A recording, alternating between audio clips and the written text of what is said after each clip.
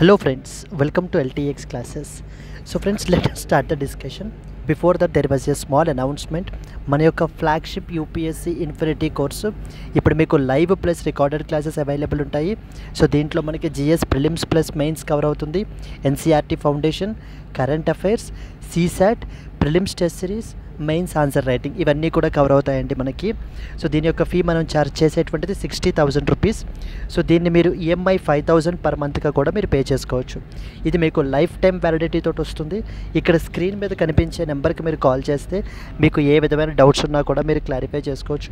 And అలాగే మన యొక్క యాప్ ఎల్టీఎక్స్ క్లాసెస్ని సో మీరు డౌన్లోడ్ కూడా చేసుకోండి. Yes friends, that's it. Let's start the discussion. Hello friends, welcome to 12th March daily Hindu news analysis. So friends, ఈ వీడియోలో మనము 12th మార్చ్ హిందూ న్యూస్ పేపర్లో పబ్లిష్ అయిన ఇంపార్టెంట్ ఆర్టికల్స్ని మనం డిస్కస్ చేద్దాము. లెటెస్ట్ స్టార్ట్ ద డిస్కషన్ అండి. So first and foremost article వచ్చేసి మనకి ఏంటి అంటే కనుక cargo vessel slams into the tanker carrying the aviation fuel, 36 rescued and as well as 1 missing అని చెప్పేసి మనకైతే కనుక నార్త్ సీకి సంబంధించి one of the important article అండి. దీని గురించి మనం అయితే డిస్కస్ చేస్తాము. New immigration bill seeks to tighten the existing regulations. So మనకి ఏంటి అని అంటే కనుక ఫారినర్స్ యొక్క ఎంట్రీ గురించి, స్టే గురించి, ఎగ్జిట్ గురించి ఒక ఇంపార్టెంట్ బిల్ అయితే కనుక మనకి పార్లమెంట్లో మనకైతే కనుక ఇంట్రడ్యూస్ చేస్తున్నారు. సో దీని గురించి మనం ఇక్కడ మాట్లాడతాం.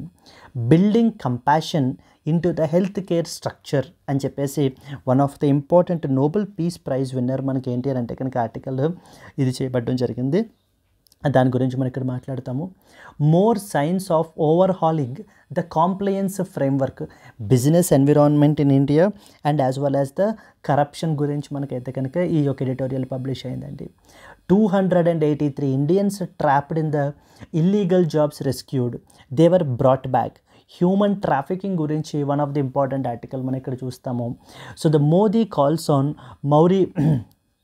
మౌరిషియన్ ప్రెసిడెంట్ డిస్కసెస్ ద టైస్ అని చెప్పేసి మనకి ఏంటి అంటే కనుక మారిషియస్ గురించి important aspects India and as well as Mauritius గురించి మనం ఇక్కడ మాట్లాడుకోవడం జరుగుతుంది.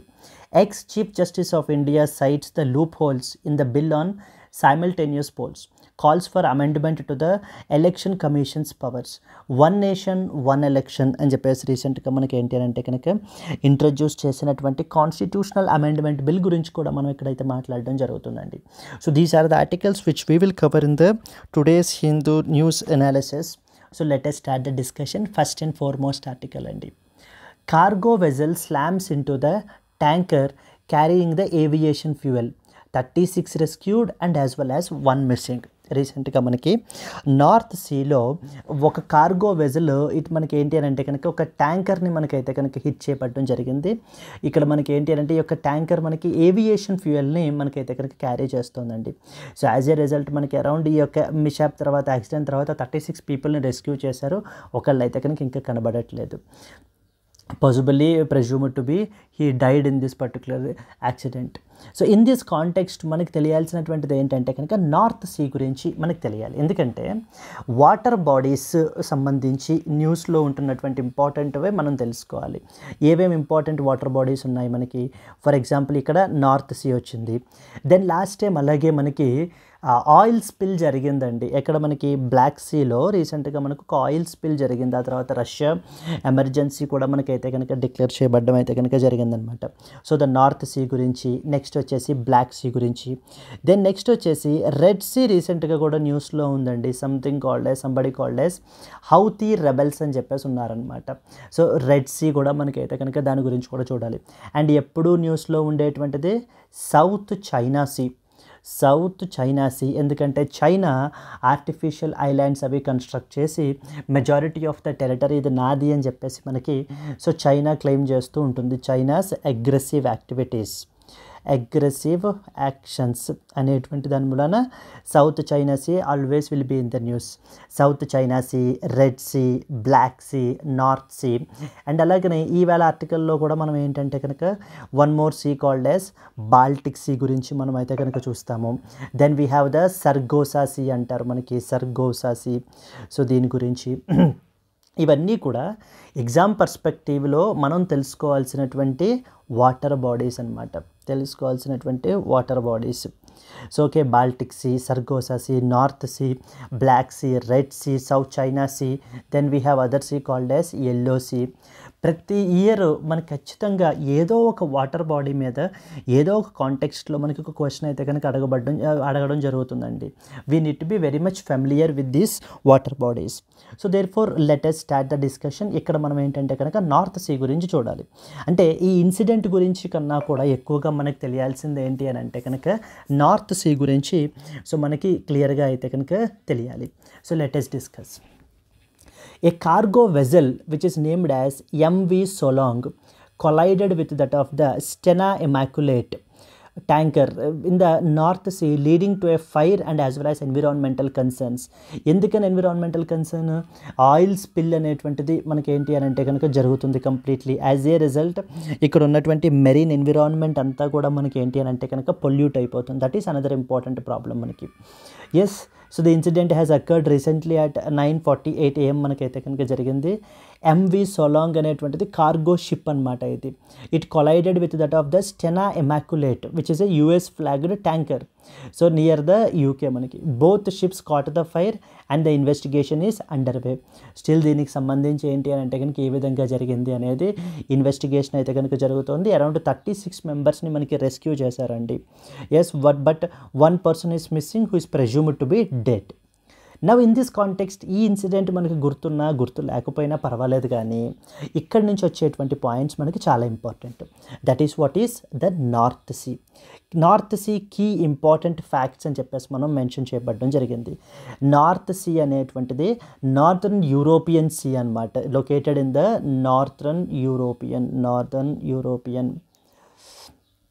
నార్థన్ యూరోపియన్ సీ మనకిది, which is part of Atlantic Ocean located between the Great Britain, Scandinavia and as well as the mainland Europe మధ్యన మనకైతే కనుక లొకేట్ అయ్యి ఉంది. ఈ యొక్క సీ మనం చూసుకుంటే కనుక అట్లాంటిక్ ఓషన్కి కనెక్ట్ అవుతుంది via the English Channel. So English Channel ద్వారా మనకి ఏంటి అని అంటే కనుక అట్లాంటిక్ ఓషన్ని కనెక్ట్ చేస్తుంది. అండ్ అలాగనే బాల్టిక్ సీని కనెక్ట్ చేస్తుంది via Kattegat and as well as the Skagerrak straits. Very very very important అండి మనకి స్కాగరాక్ స్ట్రైట్స్. ఒక్కొక్కసారి అంటే లాస్ట్ టైం మనకి అడగనటువంటివి సో ఖచ్చితంగా మనకి హాట్స్పాట్ ఏరియాస్గా వెరీ వెరీ ఇంపార్టెంట్ అవుతాయి. మనం వాటి గురించి ఎక్కువగా ఇంకా తెలుసుకోవాలి. ఇక్కడ నేను దానికి సంబంధించి మీకు మ్యాప్ అది కూడా మనం మెన్షన్ చేసాము. థర్డ్ ఇంపార్టెంట్ పాయింట్ ఏంటంటే there was one such canal called as Kiel Canal. KIEL, Kiel or Kiel Canal is one of the world's busiest artificial waterway which links the North Sea with that of the Baltic Sea. ఇది ఇక్కడ చూడండి, మనకి North see వచ్చేసి ఇక్కడ ఉంది, Baltic see వచ్చేసి ఇక్కడ ఉంది.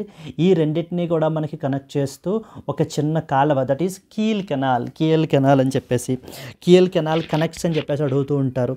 It is an artificial waterway which connects the North Sea with that of the Baltic Sea మనకైతే కనుక కనెక్ట్ చేయబడడం జరుగుతుందండి. And it is a very important shipping route for trade between Europe, North America and as well as Asia మధ్యన ట్రేడ్ని carry out చేయడానికి ఈ యొక్క north Sea అనేది చాలా ఇంపార్టెంట్ మనకి ఏంటంటే కనుక షిప్పింగ్ రూట్ మనకి. ఎస్, నార్త్ సీలో డీపెస్ట్ పార్ట్ మనం తీసుకుంటే కనుక లైక్ నార్వీజియన్ ట్రెంచ్ అంటారనమాట. అరౌండ్ 725 meters డీప్లో ఉంటుంది. షాలోవెస్ట్ పార్ట్ వచ్చేసి డాగర్ బ్యాంక్ అంటారు. ఇది జస్ట్ 12 meters డీప్లో మాత్రమే ఉంటుంది మనకి.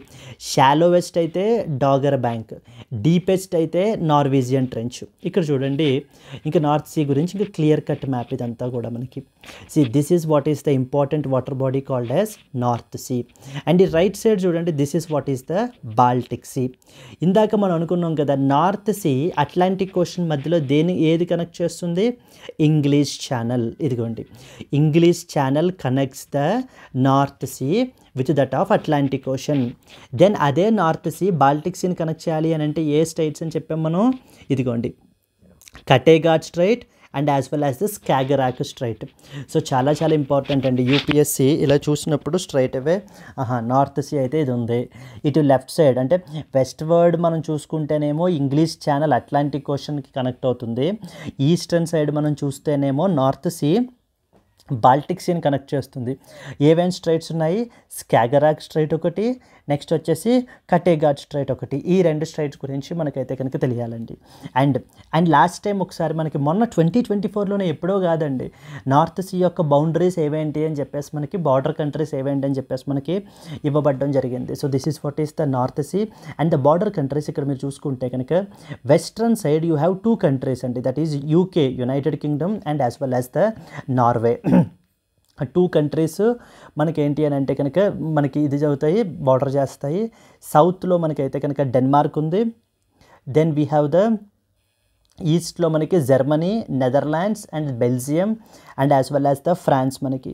So Belgium, France, Netherlands, Germany ఈ దేశాలన్నీ కూడా మనకి బార్డర్ చేస్తాయి. నార్త్లో Faroe Islands and as well as the Svalbard, Norway, ఇవి మనకి కనెక్ట్ చేయబడడం జరుగుతుంది. That is UK and as well as Norway, Denmark, Germany, Netherlands, Belgium, France and Faroe Islands and Svalbard. ఇవన్నీ కూడా మనకి నార్త్ సీ యొక్క బార్డర్ కంట్రీస్.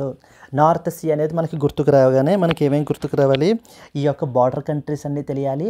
అండ్ అలాగే English Channel ద్వారా అట్లాంటిక్ ఓషన్ని కనెక్ట్ చేస్తుంది. దెన్ నెక్స్ట్ వచ్చేసి మనకి ఏంటంటే కనుక Skagerrak and as well as the Kattegat straits ద్వారా మనకి బాల్టిక్ సీని కనెక్ట్ చేస్తుంది అనేటువంటి పాయింట్స్ మనకి ఈ యొక్క మ్యాప్ నుంచి మనకి గుర్తుండాలండి.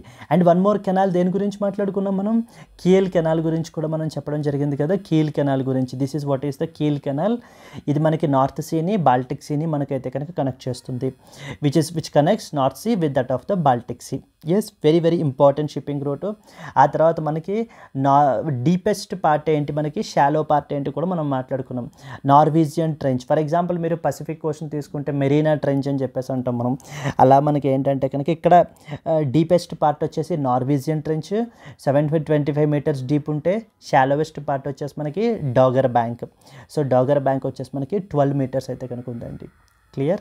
So these are the important points with respect to that of the North Sea. Similarly some important rivers which are draining into that of the North Sea, Elbe, Weser, so Rhine, Meuse, Thames, Humber, ఇవన్నీ కూడా మనకి ఏంటి అని అంటే కనుక the major reverse అండి. చిన్న చిన్న రివర్స్ అయితే మనం గుర్తుపెట్టుకోవాల్సిన అవసరం లేదు, but the major rivers which drains into that of the North Sea. ఇవి మనకి ఏంటంటే కనుక these rivers bring industrial and agricultural pollutants as well, impacting the water quality.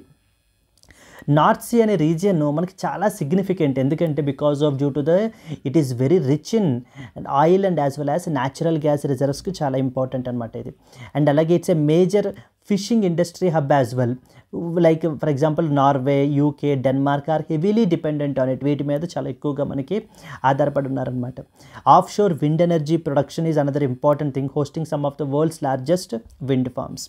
But challenges ఏవేంటి, oil spill is one such challenge and as well as pollution threats.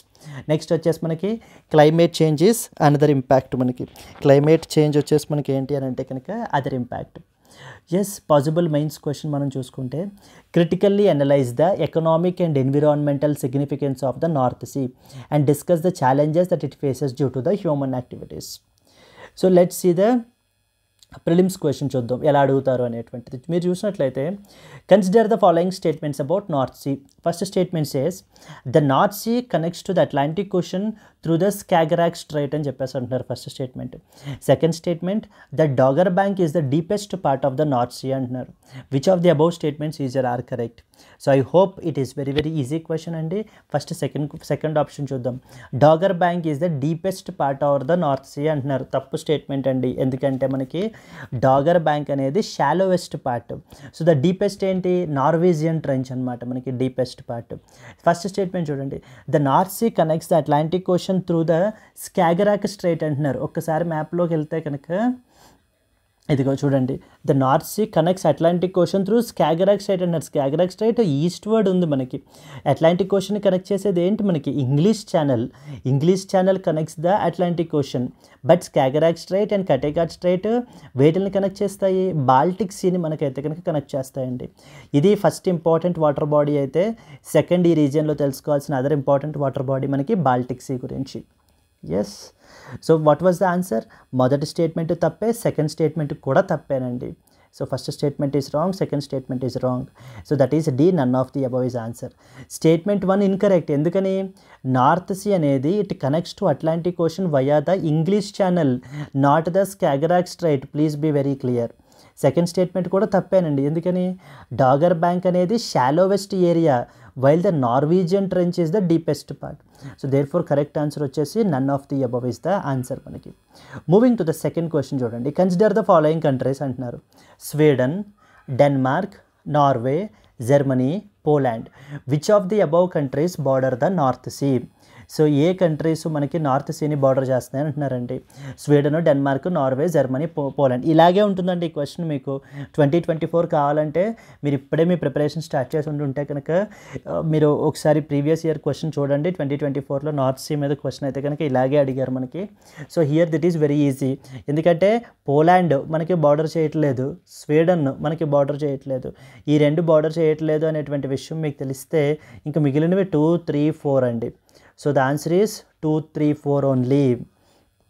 So countries which are bordering the North Sea ఏవేంటి ఒకసారి రాసాం. UK, Norway, Denmark, Germany, Netherlands, Belgium and France. So Sweden does not border the North Sea, it is on the Baltic సీని బడికి border చేస్తుంది. Poland also does not border the North Sea, it is also located along the Baltic see.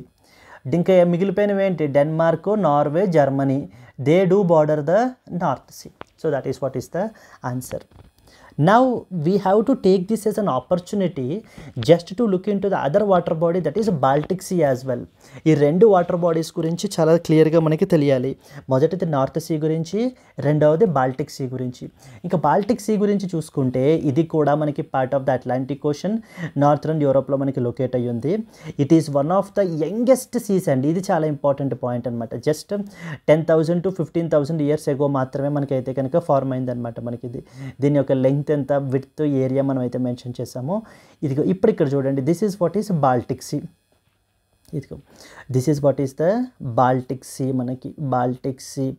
So Baltic Sea ఇక్కడ చూడండి మనకి Skagerrak ఇందాక చూసాం కదా, and as well as the Kattegat straits గురించి మనం మాట్లాడుకున్నాం కదా. ఇంకా వెస్ట్రన్ సైడ్ ఇటువైపు ఏ సీ ఉంది మనకి? నార్త్ సీ ఉంటుందన్నమాట ఇటువైపు. అండ్ దెన్ కీల్ కెనాల్ కూడా ఉంది కదా. కీల్ కెనాల్ గురించి కూడా తెలుసు కదా మనకి. కీల్ కెనాల్ గురించి కూడా మనకు తెలుసు. దెన్ ఇక్కడ ఇంకేంటి అని అంటే కనుక బాల్టిక్ సీ వచ్చేసి మనకి ఇక్కడ ఇంకా బార్డరింగ్ కంట్రీస్ వచ్చేసి మనకి ఇందాక వచ్చిన పోలాండ్, ఇది ఇక్కడ ఉంది పోలాండ్. నెక్స్ట్ వచ్చేసి Lithuania, Latvia, Estonia. Then we have the Sweden. ఇందాక చెప్పారు కదా స్వీడన్ బాల్టిక్ సీని బార్డర్ చేస్తుంది అని. That is what these things. So ఇది బాల్టిక్ సీ ఇదంతా కూడా మనకి. అండ్ ఇంపార్టెంట్ గల్ఫ్స్ ఉంటాయన్నమాట. Called as Gulf of Bothnia, Gulf of Finland, next వచ్చేసి గల్ఫ్ ఆఫ్ రిగా అని 3 ఇంపార్టెంట్ గల్ఫ్స్ ఉంటాయి. వీటి గురించి కూడా మనకైతే కనుక తెలియాలి. So let us read some important points. Borders చూడండి. Sweden, Poland, Lithuania, Latvia, Finland, Estonia, Germany, Denmark and Russia. ఇవన్నీ కూడా మనకి border countries. Coast line length వచ్చేసి అరౌండ్ 8,000 కిలోమీటర్స్ అయితే మనకు ఉంటుంది. ఇది మనకి అట్లాంటిక్ ఓషన్ని కనెక్ట్ చేస్తుంది వయా డానిష్ స్ట్రైట్స్, వైట్ సీని కనెక్ట్ చేస్తుంది via white sea canal, north సీని కనెక్ట్ చేస్తుంది వయా ద కీల్ కెనాల్. ఇది మనకు ఆల్రెడీ తెలుసు కదా మనకి, కీల్ కెనాల్ అనమాట. ఇంపార్టెంట్ గల్ఫ్స్ ఏవేంటి? Gulf of Bothnia, Gulf of Finland, gulf of Riga. So these 3 are the important major gulfs of the Baltic sea. And ఇది ప్రపంచంలోనే largest brackish inland water body అండి. So and then around 60 rivers మనకి ఏంటి అని అంటే Baltic సీలోకి డ్రైనేట్ అయితే కనుక అవుతాయి. Neva river, NEVA, Neva river is the largest river which is flowing into it. Yes. So practice question చూద్దాం. Consider the following statements regarding the Baltic sea అని చెప్పేసి మనకు చెప్తున్నారు. సరిగ్గా చూసుకోవాలి మనకి. అది బాల్టిక్ సీ అడుగుతున్నారా, బ్లాక్ సీ అడుగుతున్నారా అనేటువంటిది మనం చూసుకోవాలండి. Yes. The Baltic sea connects to the Atlantic ocean via the Kiel canal అని చెప్పేసి అంటున్నారు మనకి. First one. The never river is the largest river that is draining into that of the Baltic see.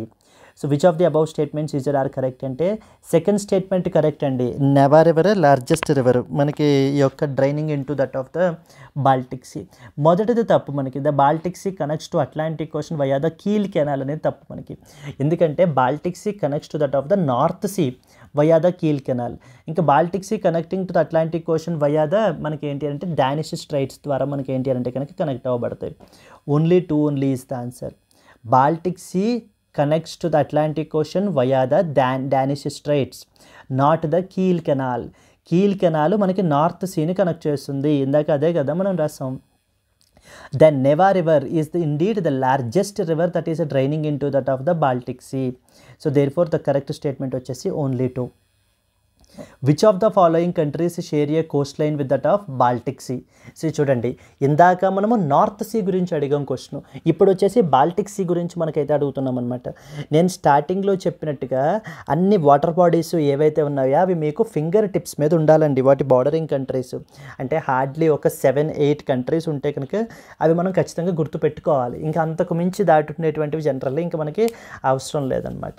So like చిన్న చిన్న సీలు like black sea, yellow sea, next వచ్చేసి మనకి Caspian sea, red see, black sea, Baltic sea, ఇవన్నీ కూడా bare minimum things మనకి తెలియాల్సినటువంటివి. So which of the following countries share a Coast line with Baltic sea అంటే Sweden, Norway, Estonia, Finland and as well as Belgium. Select the correct answer using the code below అని చెప్పేసి అంటున్నారు. మీకు ఒక్కటి తెలిసినా కూడా మనం ఏంటంటే కనుక ఈ క్వశ్చన్ ఈజీగా ఆన్సర్ చేయొచ్చు. బెల్జియం మనకి బార్డర్ చేయదు అనేటువంటి విషయం మనం తెలిస్తే ఎలిమినేషన్ పద్ధతిలో 5 will be eliminated, 5 will be eliminated, 5 will be eliminated and ఇంకా మిగిలిపోయిన ఆన్సర్ వచ్చేసి 1, 3, 4 ఓన్లీ. అలా ఒక్కొక్కసారి ఒక పలానా కంట్రీ మనకి బార్డర్ చెయ్యదు అని చెప్పేసి మనకి తెలుసున్నా కూడా మనం ఏంటంటే కనుక కంక్లూజన్లోకి అయితే వచ్చేసేయచ్చు. So coming to this 1, 3, 4 only is the answer మనకి. So the countries which border the Baltic sea Sweden, Poland, Lithuania, Latvia, Finland, Estonia, Germany, Denmark and as well as Russia. ఎందుకంటే Norway and Belgium do not border the Baltic sea. ఏ countries border చెయ్యవో ఇంకా బాగా తెలియాలండి మనకి. Norway and Belgium మనకి Baltic సీని border అయితే కనుక చెయ్యవు. Clear? This is what is the thing మనకి. ఈ రకంగా మనం ఏమేమి తెలుసుకున్నాం ఇప్పటిదాకా మనకి ఏంటి అని అంటే కనుక 2 ఇంపార్టెంట్ వాటర్ బాడీస్ గురించి ఈ ఆర్టికల్ ఉపయోగించి మనం తెలుసుకోవడం జరిగింది. నార్త్ సీకి సంబంధించి బార్డరింగ్ కంట్రీస్ ఏంటి, నార్త్ సీకి ఈస్టర్న్ సైడ్ ఎలా ఉంది పరిస్థితి, వెస్టర్న్ సైడ్ ఎలా ఉంది పరిస్థితి అనేది చూసాము. బాల్టిక్ సీ బార్డరింగ్ కంట్రీస్ ఏవేంటి, ఇక్కడ ఉండేటువంటి ఇంపార్టెంట్ గల్ఫ్స్ ఏవేంటి అనేటువంటిది కూడా మనం చూడడం జరిగింది. క్లియర్? అండ్ అలాగే మీరు తెలుసుకోవాల్సిన అదర్ వాటర్ బాడీస్ గురించి కూడా నేను ఏంటి అనేటువంటిది మీకు చెప్పడం జరిగింది.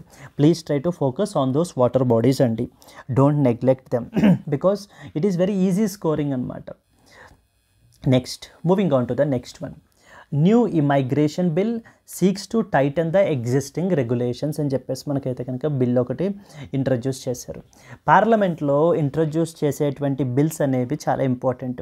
మనం ఇప్పుడు ఫర్ ఎగ్జాంపుల్ ఎయిర్ ఎగ్జామ్ రాస్తున్నాం అనేది ఒక 1.5 year ముందు నుంచి మనకి ఏం బిల్స్ ఇంట్రడ్యూస్ చేశారో అవన్నీ కూడా ఒకవేళ అది పాస్ అయినా లేకపోతే బిల్గా ఉన్నా కూడా మనం ఏంటంటే కనుక సో దాని మీద మనకు ఒక ఐడియా అయితే ఖచ్చితంగా ఉండాలి.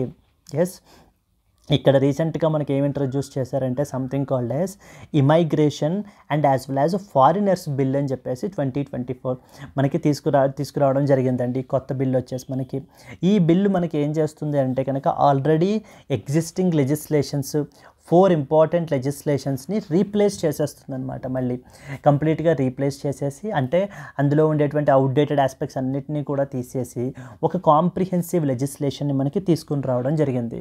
లైక్ ఒక ఫారినర్ యొక్క ఎంట్రీ గురించి, స్టే గురించి, నెక్స్ట్ వచ్చేసి మనకి ఎగ్జిట్ గురించి.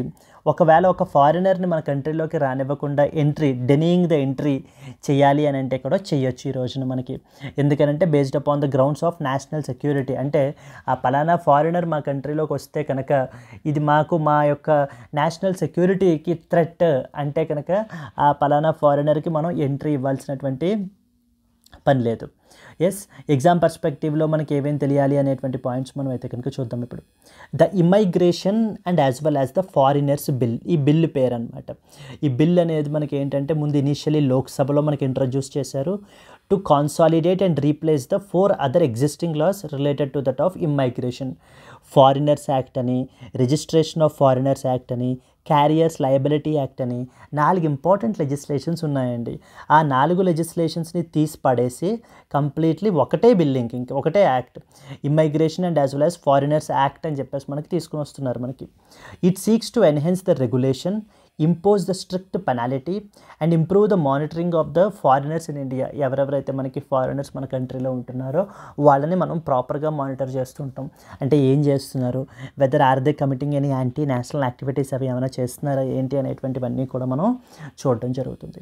సో అయితే ఎగ్జామ్ పర్స్పెక్టివ్లో మనకి ఏం తెలియాలి, ఈ బిల్లు గురించి, ఈ బిల్లుకి సంబంధించిన కీ ఫీచర్స్ గురించి మనకి తెలియాలి. మొట్టమొదటి పాయింట్ ఏంటంటే ఈ బిల్లు 4 లాస్ని, అవుట్డేటెడ్ లాస్ని మనకి ఏంటంటే ఏంటంటే కనుక రీప్లేస్ చేసి పడేస్తుంది. అంటే ఒక్కసారి ఇది యాక్ట్గా మారిపోతే ఇంక ఈ చట్టాలు ఏవి కూడా ఉండవు. ఏవేంటండి? Passport entry into India act 1920, registration of foreigners act 1939, foreigners act 1946, immigration carriers liability act 2000. ఈ 4 చట్టాలని తీసేసి ఇంకొకటే చట్టం ఇమైగ్రేషన్ అండ్ ఫారినర్స్ యాక్ట్ అని చెప్పేసి మనకైతే కనుక ఉంటుందన్నమాట. ఇక్కడ మనకి ఎగ్జామ్ పర్స్పెక్టివ్లో కన్సిడర్ ద ఫాలోయింగ్ లెజిస్లేషన్స్ అని చెప్పి ఒక 2, 3, 4 ఇచ్చేసి వీటిల్లో ఈ బిల్లు ఏ చట్టాలను రీప్లేస్ చేస్తోంది అని చెప్పేసి కూడా మనకి అడిగే అవకాశాలు అయితే కనుక ఉన్నాయండి. ఓకేనా? ఏవేంటి? Passport entry to India act, registration of foreigners act, immigration carriers liability act. Objective ఏంటి? ఇప్పుడు లేబర్ కోడ్స్ రీసెంట్గా తీసుకుని వచ్చారు మనకి, 4 లేబర్ కోడ్స్ని తీసుకొచ్చారు మనకి. ఫర్ ఎగ్జాంపుల్ మనకి ఏంటంటే కనుక కోడ్ ఆన్ సోషల్ సెక్యూరిటీ అని, కోడ్ ఆన్ వేజెస్ అని ఈ విధంగా తీసుకొచ్చారు. ఎందుకని? కాంప్లికేటెడ్ లేబర్ లాస్ అన్నిటినీ కూడా తీసిపారేసి ఇప్పుడు మనకి ఏం చేస్తున్నారు మనకి, సో ఒకటే 4 కోడ్స్లో మనకి కాంప్రిహెన్సివ్గా తీసుకుని రావడం జరిగింది. సిమిలర్లీ క్రిమినల్ లాస్కి విషయానికి వచ్చేసరికి ఇంతకుముందు మనకి colonial era laws like Indian penal code IPC, then next వచ్చేసి CrPC code of criminal procedure, code of civil procedure, evidence act ఈ 3 మనకి రీప్లేస్ చేయబడడం జరుగుతుంది. ఏ 3? Indian penal code, CrPC criminal procedure code, evidence act, Indian evidence act ఈ 3 replace చేస్తున్నారండి. ఇక్కడ అడుగుతారు సిపిసి కూడా ఇచ్చేస్తారు, సివిల్ ప్రొసీజర్ కోడ్ అని ఉంటుంది మనకి. ఈ 4 దేన్ని రీప్లేస్ చేయలేదు అని చెప్పేసి అడుగుతూ ఉంటారు. సిపిసిని మనకి రీప్లేస్ చేయలేదు, ఈ 3 రీప్లేస్ చేశారు. Like IPC was replaced as Bharatiya Nyaya Sanhita. Next వచ్చేసి మనకి సిఆర్పిసి ఎలా రీప్లేస్ చేశారండి? భారతీయ నాగరిక సురక్ష సంహిత. దెన్ నెక్స్ట్ వచ్చేసి ఇండియన్ ఎవిడెన్స్ యాక్ట్ని ఏ విధంగా రీప్లేస్ చేశారు? భారతీయ సాక్ష్య అధినియం అని చెప్పేసి మనకి తీసుకుని రావడం అయితే కనుక జరిగింది. ఎస్, సో ఇక్కడ మనకి ఏం తెలియాలి? ఇదే విధంగా మనకి ఏంటంటే అవుట్డేటెడ్ లాస్ అన్నిటినీ కూడా తీసేసి ఏం చేస్తున్నారు? కొత్త లాస్ని మనకి తీసుకొస్తున్నారు. As part of that modernisation ఈ యొక్క ఫారినర్స్కి సంబంధించి, ఇమైగ్రేషన్కి సంబంధించి ఈ 4 చట్టాలని కూడా తీసేసి కంప్లీట్గానే కొత్త ఇమైగ్రేషన్ అండ్ ఫారినర్స్ బిల్ అని చెప్పేసి మనకి తీసుకుని రావడం జరుగుతుంది. అయితే ఫీచర్స్ కూడా ఇంపార్టెంట్. మొదటిది ఏ లెజిస్లేషన్స్ మనకి రీప్లేస్ చేస్తుందో తెలియాలి. రెండవది ఫీచర్స్ గురించి తెలియాలి. ఫస్ట్ అండ్ ఫార్మోస్ట్ ఏంటంటే కనుక పెనాలిటీస్ అండి. ఎవరైనా కూడా మన కంట్రీలోకి అన్ఆథరైజ్డ్గా ఎంట్రీ ఇస్తే కనుక, మన కంట్రీలోకి వస్తే కనుక they have to face the fine up to 5 lakh rupees. ఎవరైనా కూడా ఫేక్ పాస్పోర్ట్ ఉపయోగిస్తే కనుక they will have to bear the fine up to 10 lakh rupees అనమాట. పట్టుబడితే కనుక మనకి 10 lakh rupees 10 లక్షలు వాళ్ళ మీద ఫైన్ అనేది ఇంపోజ్ చేయబడడం జరుగుతుంది. అండ్ అన్ఆథరైజ్డ్ ఎంట్రీ ఉంటే కనుక 5 lakh అనేటువంటిది ఇంపోజ్ చేస్తారు. సో ఎందుకని? So that to ensure better compliance and illegal ఇమైగ్రేషన్ని కంట్రోల్ చేయడం గురించి. ఈ ఇల్లీగల్ ఇమైగ్రేషన్ గురించి మాట్లాడగానే మనకి ఇమీడియట్గా ఒక కంట్రీ గుర్తొస్తుంది మనకి. ఇప్పుడు రీసెంట్గా న్యూస్లో ఉంది, ఏదండి? United States of America. Yes, United States of America వాళ్ళ కంట్రీలో ఉంటున్నటువంటి ఇల్లీగల్ మైగ్రెంట్స్ అందరినీ ఐడెంటిఫై చేసి వాళ్ళని మిలిటరీ ఎయిర్ క్రాఫ్ట్స్లోనూ వీటిల్లోనూ వాళ్ళ దేశాలకి మనకి పంపించేయడం జరుగుతుంది. ఈవెన్ ఇల్లీగల్ ఇమైగ్రెంట్స్ ఈవెన్ ఇండియా నుంచి కూడా చాలామందిని వెనక్కి మనకైతే కనుక తీసుకొచ్చేసారు. అమృత్సర్లో మనకైతే కనుక డ్రాప్ చేయడం జరిగింది. సో ఈ విధంగా దేశాలన్నీ కూడా ఏంటంటే వాళ్ళ కంట్రీలోకి ఒక ఇల్లీగల్ మైగ్రేషన్ అంతటిని కూడా కంట్రోల్ చేయడం జరుగుతుంది. యాజ్ పార్ట్ ఆఫ్ దట్ ఇది మనం తీసుకొస్తున్నటువంటిది. దెన్ నెక్స్ట్ వచ్చేసి registration of the foreigners who are staying in that of the private homes. అంటే ఎవరైనా సరే, హోస్ట్స్ ఎవరైనా సరే, like including private home owners, they must register the foreign guests. So వాళ్ళ యొక్క ఎవరినైతే హోస్ట్ చేస్తున్నారో వాళ్ళకి సంబంధించినటువంటి డీటెయిల్స్ అన్నీ కూడా ఈ యొక్క ఎఫ్ఆర్ఆర్ఓకి రిపోర్ట్ చేయాలి అని చెప్పేసి మనకి చెప్పడం జరుగుతుందండి. ఎఫ్ఆర్ఆర్ఓ అంటే అర్థం ఏంటి మనకి? ఫారినర్స్ రీజనల్ రిజిస్ట్రేషన్ ఆఫీస్ అని అర్థం మనకి. Foreigners regional registration office. Yes, వీళ్ళకి మనం ఏం చేయాలి? అప్డేట్ అనేటువంటిది రిపోర్ట్ చేయాలన్నమాట ఇమీడియట్గా. సో దట్ ఇది దేనికి ఉపయోగపడుతుంది? వాళ్ళని మనం బెటర్గా ట్రాక్ చేయడానికి, సో ఫారినర్స్ని మనం మానిటర్ చేయడానికి అయితే కనుక ఈ ప్రొవిజన్ అనేది ఉపయోగపడుతూ ఉంటుంది. సో దట్ ఇలా ట్రాక్ చేస్తూ ఉండటం వల్ల వీ కెన్ ఎన్ష్యూర్ దట్ వీళ్ళు ఎటువంటి యాంటీ నేషనల్ యాక్టివిటీస్ కూడా క్యారీ అవుట్ చేయకుండా చూసే విధంగా. It's not that every foreigner will do the anti national activity అండి, but it's that somebody may pose a threat to our national security. అందుకని చెప్పేసి మనం ఏంటంటే కనుక ట్రాక్ చేస్తాం. Next, not only that, educational institutions, hospitals, medical institutions వాళ్ళందరూ కూడా ఈ యొక్క ఫారిన్ నేషనల్స్కి సంబంధించి, ఫారిన్ పేషెంట్స్కి సంబంధించి రికార్డ్స్ అయితే కనుక మెయింటైన్ చేయాలి. Educational institutions must register foreign students and report them to that of the authorities. Similarly hospital and medical institutions కూడా మనకైతే కనుక చేయాలి. సో దట్ ఎవరు మిస్యూజ్ చేయకుండా and ensures proper documentation. Then next వచ్చేసి ఏంటంటే వీసా అప్రూవల్స్లోను నెక్స్ట్ వచ్చేసి లాంగ్ టర్మ్ ఫారిన్ రెసిడెంట్స్కి స్ట్రిక్ట్ రిక్వైర్మెంట్స్ అనేటువంటిది మనం ప్లేస్ చేస్తున్నాము. So that improved scrutiny to tighten the border security. Immigration officers ఉంటారనమాట, వీళ్ళకి మోర్ పవర్స్ అనేది మనం కన్ఫర్ చేస్తున్నాం. So that they can detain, ఎవరినైనా సరే డీటెయిన్ చేయాలన్నా, లేకపోతే మళ్ళీ డిపోర్ట్ బ్యాక్ వెనక్కి పంపించేసేయాలన్నా, ఇల్లీగల్ ఇమ్మైగ్రెన్షన్ చేయాలి అని అంటే కనుక చేయొచ్చు. So deny the entry based upon national security threats, very very important points. ఎవరికైనా కూడా ఇందాక మనం అన్నాం కదా, ఒక పర్టికులర్ ఫారినర్కి మన కంట్రీలోకి ఎంట్రీ అనేది డెనీ చేయాలి అని అంటే కనుక చేయొచ్చు. ఏమని? బేస్డ్ అపాన్ సేయింగ్ దట్ ఈ పర్టికులర్ పర్సన్ మా కంట్రీలోకి వస్తే మా దేశానికి నేషనల్ సెక్యూరిటీ అయితే ఎఫెక్ట్ అవుతుంది, ఇంపాక్ట్ అవుతుంది అని చెప్పేసి we can deny the entry as well అని చెప్పి మనకి తీసుకొని వచ్చారండి. So it aims to enhance the internal security and as well as the border control. Then next వచ్చేసి increased liability for transport operators, like for example aircrafts, airlines వాళ్ళు, shipping కంపెనీలు, మరి వాళ్ళు తీసుకొస్తూ ఉంటారు కదా ఫారినర్స్ని మన కంట్రీలోకి. తీసుకొచ్చేటప్పుడు ముందే వాళ్ళ యొక్క డాక్యుమెంటేషన్ అంతా కూడా క్లియర్గా వెరిఫై చేసి తీసుకురావాలి, లేకపోతే వాళ్ళదే రెస్పాన్సిబిలిటీ అనమాట. అంటే ఫేక్ పాస్పోర్ట్ ద్వారాను, లేకపోతే మనకి ఏంటంటే ఫేక్ పర్మిషన్స్ ద్వారా మన కంట్రీలోకి ఎంటర్ అవ్వడానికి వీల్లేదు. ఒకవేళ ఎంటర్ అయితే దే ఆర్ మోర్ లయబుల్. అదే రాసాను ఇక్కడ, airlines, shipping companies, transport agencies, they must verify mandatorily the passenger documents. So కంపల్సరీగా వెరిఫై చేయాలి, ఒకవేళ లేకపోతే they have to face legal penalties అండి. ఎస్. దెన్ నెక్స్ట్ వచ్చేసి ఏంటంటే ఈ పాయింట్ కూడా చూడండి, onus of proof on foreigners, burden of proof to establish the legal status will lie upon the foreigner. So ఆ పర్టికులర్ పర్సన్ మీదనే మనకి ఏంటి అని అంటే ఫారినర్ మీదనే బర్డన్ ఆఫ్ ప్రూఫ్ అయితే కనుక ఉంటుంది, తనే ప్రూవ్ చేసుకోవాలన్నమాట. ఇదే ప్రొవిజన్ మనకి సిమిలర్ ప్రొవిజన్స్లో, like for example prevention of money laundering యాక్ట్లో కూడాను. అంటే ఈ money, for example money laundering అంటే ఏంటి, మనకి డర్టీ మనీ కదా, అంటే ఇల్లీగల్ యాక్టివిటీస్ ద్వారా మనకి ఎర్న్ చేసినటువంటి మనీని మనం డర్టీ మనీ అని చెప్పేసి పిలుస్తాం. బట్ ఇలా ఎర్న్ చేసినటువంటి వాళ్ళు ఏం చేస్తారు, సిస్టంలోకి ఆ మనీని ఏదో ఒక విధంగా ఇంజెక్ట్ చేసేసి దాన్ని లెజిటిమేట్ మనీగా చూపించడానికి మనకి ప్రయత్నాలు చేస్తారు. ఇప్పుడు ఎవరి మీదైనా ఒక కేసు మనీ లాండరింగ్లో మనకి పెట్టడం జరిగిందనుకోండి, ఎవరు ప్రూవ్ చేసుకోవాలి దాన్ని? ఆ ఎవరి మీద అయితే పెట్టారో మనం కేసు తను ప్రూవ్ చేసుకోవాలి. ఏమని? బాబు ఈ మనీ నేను లీగల్గా సంపాదించిన మనీయే, అంతే తప్ప ఇది ఇల్లీగల్గా సంపాదించినది కాదు అని చెప్పి తను ప్రూవ్ చేసుకోవాలి.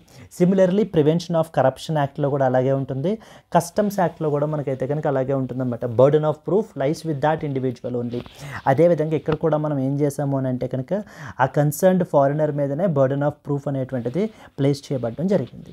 సో దీస్ ఆర్ ఆల్, ఇవన్నీ కూడా ఏంటి మనకి, immigration and as well as the foreigners bill 2025 రీసెంట్గా ఇంట్రడ్యూస్ చేయబడ్డ బిల్ అనమాట పార్లమెంట్లో.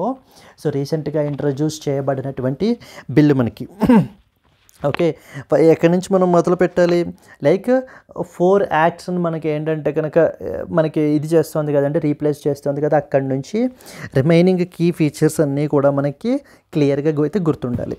స్ట్రైట్ అవే మనం ఈ పాయింట్స్ అన్నీ కూడా మీరు మెన్షన్ చేసుకోవచ్చు. మెయిన్స్ క్వశ్చన్ ఎలా అడుగుతారు? Discuss the key provisions of the immigration and foreigners bill 2025 and its impact on the India's border security and as well as the internal regulations అని చెప్పేసి మనకైతే కనుక అడిగే అవకాశాలు ఉన్నాయి. సిమిలర్లీ ప్రిలిమ్స్ విషయానికి వచ్చేసరికి ఏంటంటే కనుక yes, consider the following statements regarding the immigration and as well as the foreigners bill 2025. First one, the bill replaces the foreigners act 1946 and 3 other laws. Under the bill, transport operators are exempted from verifying the passenger documents. Which of the above statements are correct? ఒక్కొక్కసారి UPSC మన common సెన్స్ని కూడా test చేస్తూ ఉంటారండి. So common sense కూడా మనకి ఏంటంటే test చేస్తూ questions ఇస్తుంటారు, వెరీ వెరీ ఈజీ క్వశ్చన్స్ అలాంటివి. ఇప్పుడు ఫస్ట్ స్టేట్మెంట్ చూస్తే ఇది మనకి ఫారినర్స్ యాక్ట్ 1946ని అండ్ అదర్ 3 లెజిస్లేషన్స్ని మనకి రీప్లేస్ చేస్తుంది. Absolutely correct. దెన్ రెండో పాయింట్ చూస్తే under this bill passport operators are exempted from verifying passenger documents అంటున్నారు. మ్యాండేటరీ కదా, వాళ్ళు కంపల్సరీ వెరిఫై చేయాలి. ఎగ్జంప్టెడ్ ఏంటి, వాళ్ళు వెరిఫై చేయకపోతే ఇంకెవరు వెరిఫై చేస్తారు? So second statement is only correct statement. First statement is only correct అండి, ఎందుకంటే కరెక్ట్ స్టేట్మెంట్స్ అడుగుతున్నారు కదా. First statement is only correct statement. So statement 1 is correct because the bill replaces 4 outdated laws including the Foreigners Act 1946. The bill holds the transport operators liable for verifying the passenger documents. Second statement చూడండి, ఇందాక నేను చెప్పాను కదా ఈ విధంగా అడుగుతారని చెప్పేసి. This is how they will ask the question. Consider the following acts: passport entry into India act 1920, registration of foreigners act 1939, foreigners act 1946, Citizenship Act 1955, Immigration Carriers Liability Act 2000.